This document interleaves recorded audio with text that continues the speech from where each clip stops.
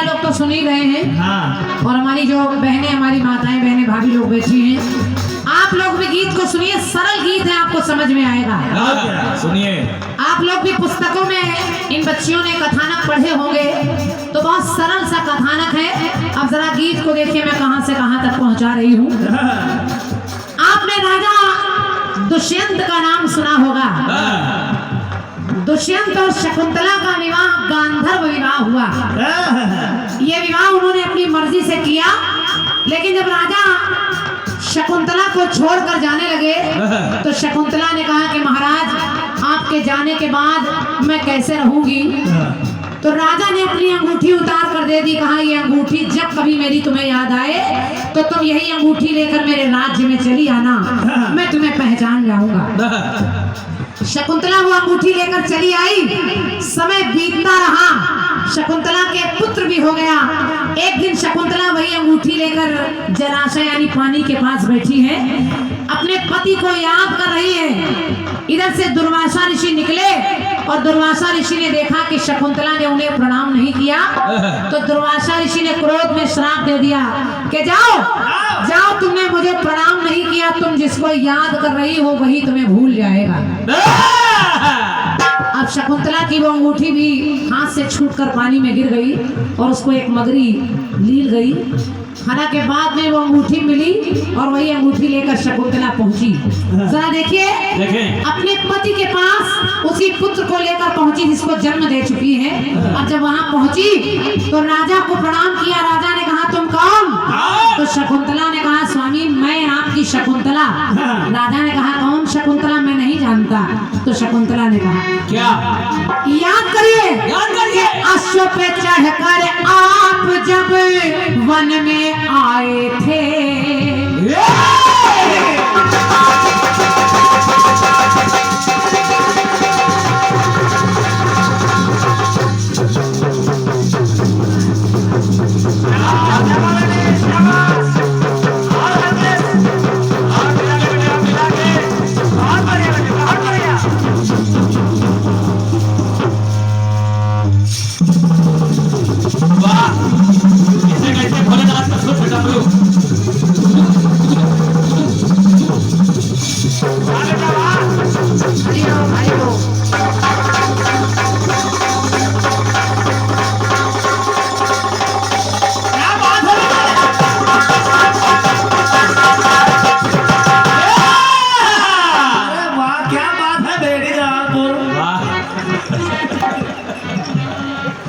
तुम भेड़ी जलालपुर कहोगे, वो जलालपुर के भेड़िए बताएंगे।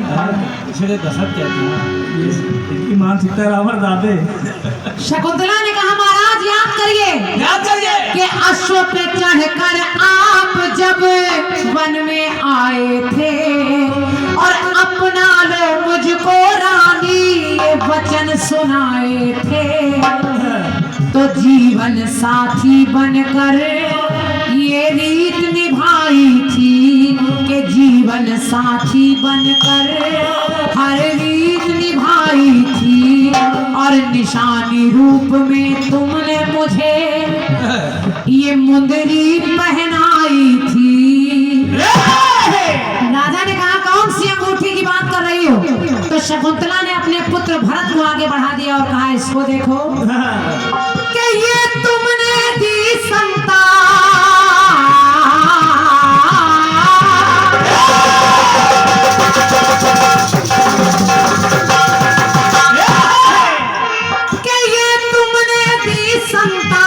क्या तुम्हें याद नहीं? अब नहीं रहे पहचान, क्या तुम्हें याद?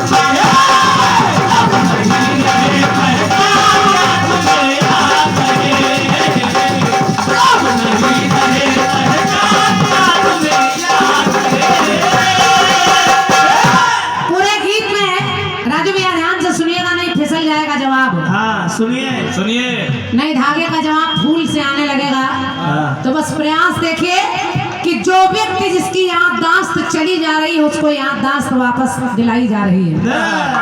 आखिर शकुंतला की बात राजा को याद आ गई, राजा पहचान गए तो मेरा पुत्र है। अब जरा दूसरी जगह देखिए कौन कह रहा है कि क्या तुम्हें याद नहीं। सीता जी का हरण हो गया, रावण सीता का हरण करके ले गया और सब परेशान हैं, सब टुकड़ियों में बैठे हैं। राम जी विचार कर रहे हैं कि सीता का पता कैसे लगाया जाए।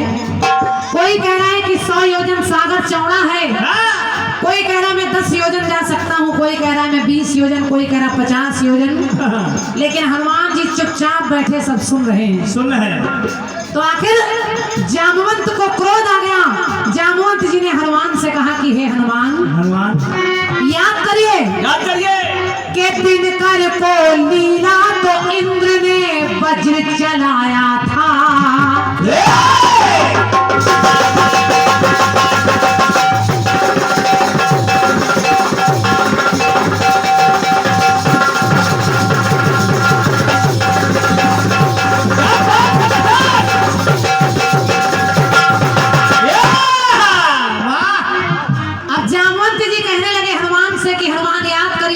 थोड़ी पर इंद्र ने अपना वज्र चलाया और आज आप शांत बैठे हैं, सीता का हरण हो गया है। तो दिनकर को लीला तो इंद्र ने वज्र चलाया था और देवों के द्वारा तुमने अतुलित बल पाया था। नादानी से मुनियों को भैया याद दिलाया कि नादानी से मुनियों को जब ताप दिया था तो बल भूल जाओगे, मुनियों ने तुम्हें श्राप दिया था। हनुमान तुम्हें श्राप मिला था कि अपना बल भूल जाओगे, लेकिन आज सीता का हरण हो गया है। तो हे हनुमान के देवों से मिले वरदान,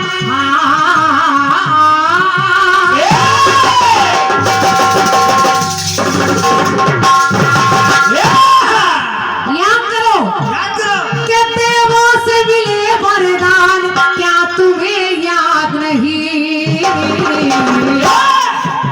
और तुम हो वीर बली हनुमान, क्या तुम्हें याद?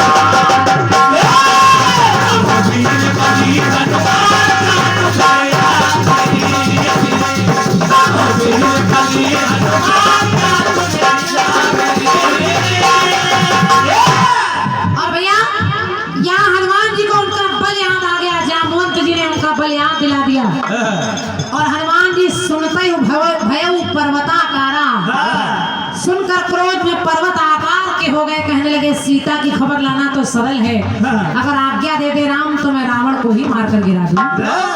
उनको अपना बल याद आ गया। अब तीसरी जगह देखिए कौन किसको याद दिला रहा है। देखिए महाभारत के युद्ध के बाद धृतराष्ट्र और गांधारी बैठे बैठे रो रहे हैं। गांधारी कह रही कि मेरे 100 पुत्र एक भी नहीं बचा, उन 5 पांडवों में से एक का भी बाल बांका नहीं हुआ। तो देखिए कन्हैया ने याद दिलाया क्या? उन्होंने कहा याद करिए कि हे गुरुवंशी क्रौंच का जोड़ा नगर में आया था।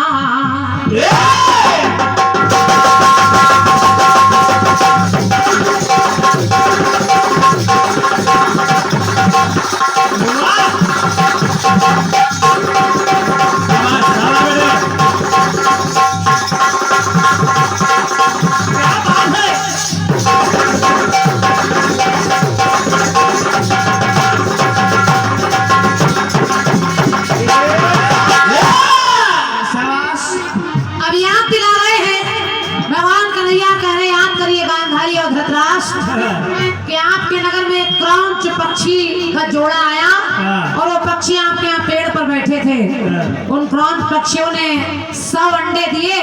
आपके नगर में एक राजा का दायित्व बनता है कि चाहे कोई भी हो उसका भरण पोषण करना चाहिए आपको, लेकिन आपने किया क्या कि हे कुरुवंशी क्रौंच का जोड़ा नगर में आया था। 100 अंडों को जोड़े ने वहां उपजाया था, लेकिन आपने क्या किया कि अंडों का रसोइये ने पकवान बनाया था। अंडों का रसोइये ने पकवान बनाया था और प्रतिदिन एक एक अंडे को तब तुमने तो जब किसी के 100 अंडे आप खाएंगे तो आपके 100 पुत्र कैसे बचेंगे? कैसे? तो याद दिलाया और कहा याद करिए करिए। 100 अंडों का पकवान क्या तुम्हें याद नहीं? 100 अंडों का पकवान क्या तुम्हें याद नहीं? और 100 बच्चों की ली जान क्या तुम्हें याद?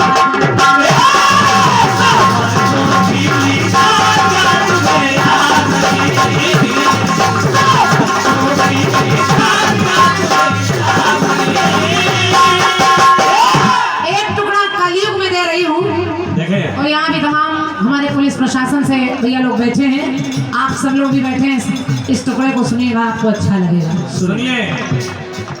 भारत देश के वीर, भारत माता के लाल उन घुसपैठियों से कहने लगे कि ऐ घुसपैठियों, आए घुसपैठियों, संभल के बैठियो, मुझे नहीं दियो, घुसपैठियो। अब देखिए भारत के वीरों ने कहा क्या उस पापी पाकिस्तान से, किया पाकिस्तान अपनी न जान के पहले भी कई बार तू लड़ने को आया था।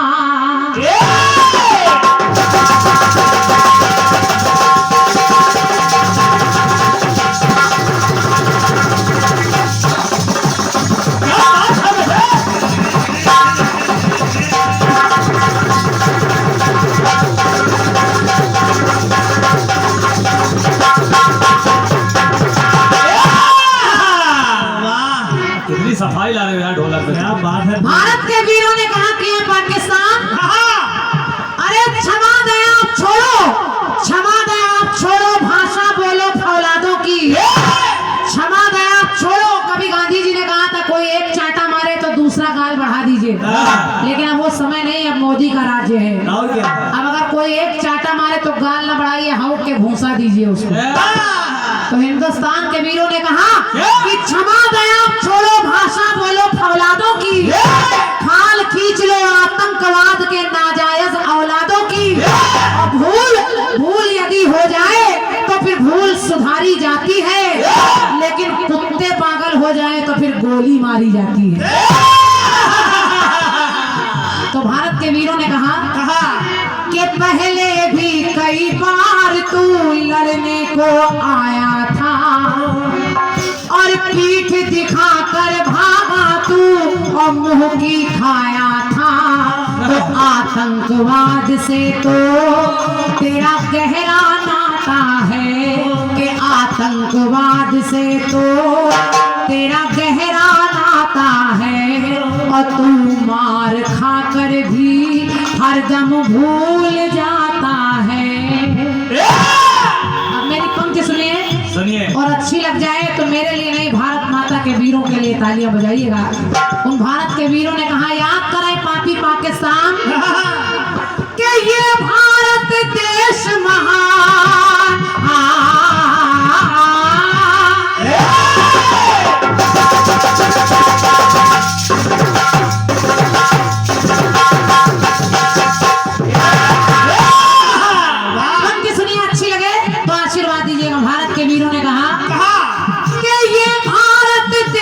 महान क्या तुझे याद नहीं?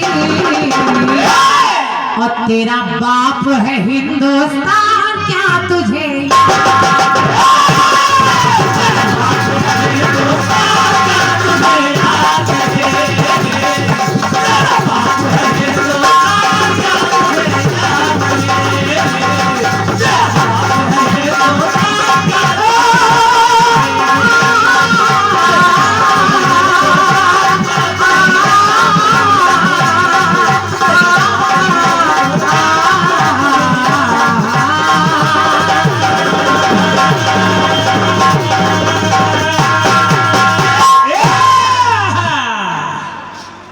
बताओ कैसी तबीयत? आप बताओ कैसी तबीयत?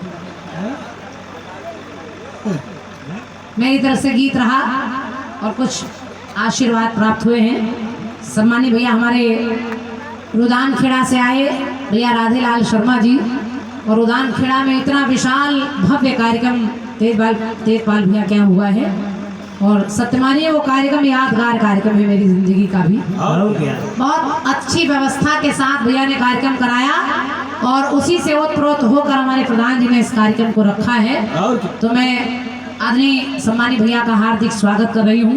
और ये 101 मुद्राएं मानसी बिक्रफील्ड भैया राम जीवन ठेकेदार जी आपकी तरफ से भैया को धन्यवाद है। और 51 मुद्राएं भैया अनिल जी हलधरा आपकी तरफ से। और 201 मुद्राएं चंदीपुर के भैया राम दुलारे जी आपकी तरफ से धन्यवाद भैया को। 51 मुद्राएं सैयापुर के भैया राजपाल जी आपकी तरफ से हैं, भाई साहब को धन्यवाद है। 101 मुद्राएं अनमोल के छोटे बाबा जी आदरणीय श्री राजू यादव जी कृष्णापुर आपकी तरफ से हैं, बाबा जी को भी धन्यवाद है, बहुत बहुत आभार व्यक्त कर रही हूँ। और ये इस गीत पर ये 501 मुद्राओं का पुरस्कार अमरौली से आए सम्मानित भैया हमारे राजेश ड्राइवर साहब थाना राजेश जी की ओर से ये 501 मुद्राएं हैं। मेरी ओर से भैया को हार्दिक धन्यवाद है। माता रानी से आपके सुखी जीवन की कामना कर रही हूँ। और 101 मुद्राएं पंचम जी कृष्णापुर से आप आए हैं, आपकी तरफ से हैं। और तुलसीपुर से हमारे राजू भैया आए हैं, आपकी ओर से भी 101 रुपये का पुरस्कार आया है, बहुत बहुत धन्यवाद है। और आपने कहा कि थोड़ा बहुत भोजपुरी वगैरह भी होता रहना चाहिए। चलिए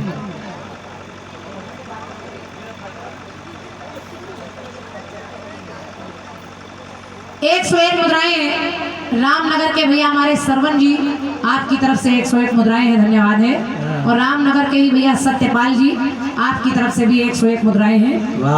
और भैया ने कहा थोड़ा थोड़ा भोजपुरी ये सब भी होता रहे, भोजपुरी रामपुरी छप्पन छुरी। कोई ऐसा गाना गाओ कि ये मंडल ई रिक्शा पकड़े और निकल जाए। नहीं भाई ऐसा नहीं, ऐसा करेंगे तो फिर हमको अकेले गाना पड़ेगा। हम तो चाह रहे हैं वो मंडल बराबर से हर जवाब में पूरी तरह से तटस्थ रहे। और क्या, उस दिन भाग गए थे, आज भाग के भी नहीं जा पाओगे। आज हम लोग भगने नहीं देंगे, एक गेट उसको बंद करवाएंगे। आपने कहा कोई भोजपुरी खंड गीत हो जाए। चलिए कोशिश कर रही हूँ, एक गीत बजा। कौन सा? अब हमसे बात न होई सुन लाओ मोर करेजा।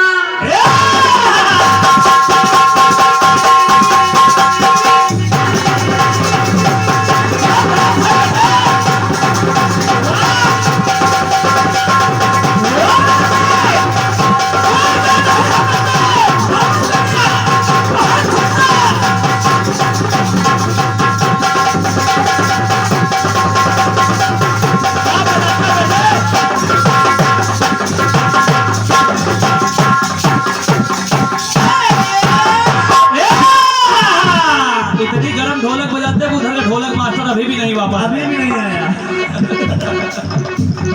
खाने में लगा। गीत कह रहा है अब हमसे बात न होई सुन लाओ मोर करेजा। पहले रहले जो हमका मोबाइल आके ले जाए। याद करा याद करा याद करा कहिया कुमार रहलू। याद करा जहिया कुआर रहलू। शादी से पहले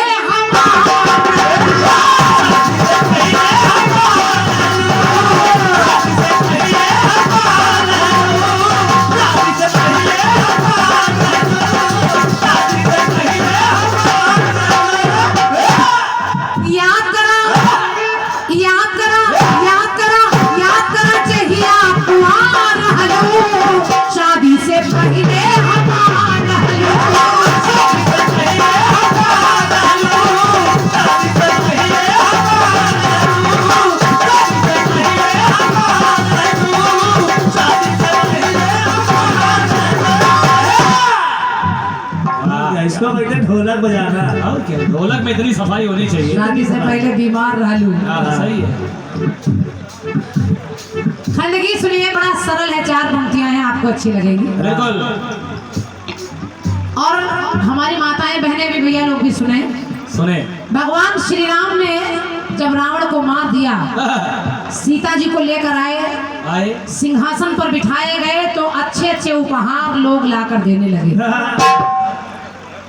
कोई कुछ दे रहा है, कोई कुछ दे रहा है। उसी सभा में विभीषण बैठे हैं, रावण के भाई विभीषण। बहुत गौर से सुनिएगा, सुनिए। विभीषण के पास कुबेर के द्वारा दी गई एक मणियों की माला है, और ये मणियों की माला साधारण माला नहीं है ना। इसकी एक एक मणि कई कई साम्राज्य खरीदने की ताकत रखती थी। विभीषण को लगा कि ये माला मैं राम जी को सबसे कीमती उपहार दूंगा, ऐसा उपहार कोई दे ही नहीं सकता। बड़े घमंड के साथ विभीषण ने वही माला उतारी और राम जी के गले में डाल दी। राम जी समझ गए कि विभीषण को घमंड हो गया है। राम जी ने आसानी से वो माला उतार कर सीता जी के गले में डाल दी। सीता जी ने सोचा कि इस माला को मेरे पति नहीं रख रहे, उसका मेरा क्या काम। तो उन्होंने वही माला उतार कर हनुमान जी के गले में डाल दी। हनुमान जी सोचने लगे जो माला मेरे स्वामी मेरी मैया नहीं ले रहे, उसका मेरा क्या काम। तो हनुमान जी ने वही मणियों की माला तोड़ तोड़ कर फेंकनी शुरू कर दी। सभा के लोग हनुमान के इस काम को देखकर मजाक उड़ाने लगे, कहने लगे देखो जरा बंदर बंदर वाला काम कर रहा है, इतनी कीमती माला आसानी से तोड़ रहा है। बंदर क्या जाने अदरक का स्वाद, अदरक क्या जाने बंदर का मिजाज। हम लोग भी बहुत जानकार हैं, लेकिन ये मंडल भगने वाला है। ये रिक्शा तैयार है। अब जब हनुमान जी ने वो माला तोड़ तोड़ कर फेंकनी शुरू की तो लोग हंसी उड़ाने लगे, कहने लगे हनुमान इसमें क्या ढूंढ रहे हैं। हनुमान जी ने कहा जो हमें चाहिए वो इसमें है ही नहीं। लोगों ने कहा क्या चाहिए, वो कहने लगे हमारे राम। तो कहने लगे अच्छा कहाँ है राम। कहाँ? तो हनुमान जी कहने लगे क्या